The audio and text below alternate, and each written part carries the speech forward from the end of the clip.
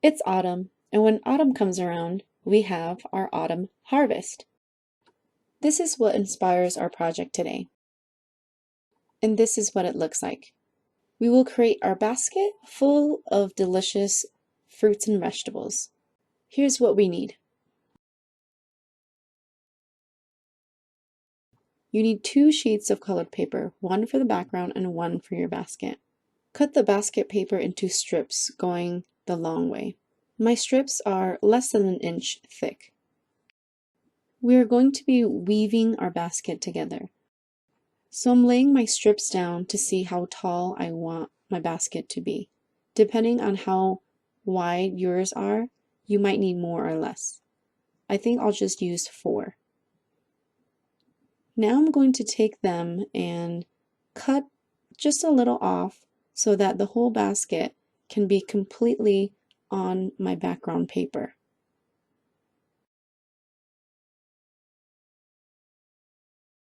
With just that little piece that is cut off, we have this nice open edge on both sides. Now that we have our horizontal strips prepared for weaving, we need our vertical strips that go up and down. So we're going to take the other strips and cut them in half. You might need more of that basket paper, so just have it nearby just in case. To start weaving, lay your strips like so. Now we're going to add just a dot of glue on alternating strips. Skip, add a little bit glue here. You don't need so much glue. Since the other strips don't have any glue on there, I'm going to just slide them aside for now. I'm going to take the shorter strip and place it on top of the ones with glue. Now for the other 2 strips, we're going to add a dot of glue on the ends.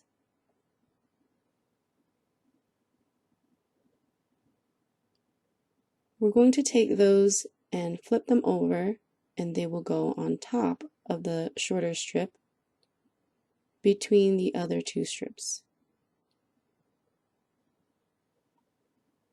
And this one will go on top.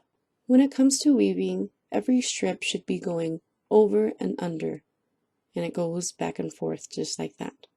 This short strip should be over, under, over, under. Since this short strip is over on the first long strip, our next one will go under the first long strip. So that small strip should go under the long strip, over the next, under the next one, and then over the last one. And as you go, you'll see the pattern. I'm adding 2 dots on the second and on the fourth. So I'm skipping. Now I'm taking my short strip. For the first one, it should go under. So I'm tucking it in. And as it lay on the second one, it should be glued down on top. This one I'll just flip it over so it can go under, and then I'll just line it up on top of that piece of glue. Here I'm just pressing it down so that glue can set, and notice my strips have gaps in between them. Now for our next strip. Since this one goes under, the next strip will go over. So I'll put a dot of glue here, and then skip, glue there. So the small strip will go on top of the first strip. I'll flip this up so it can go under the second strip, and then I'll flip that one because it will go under too.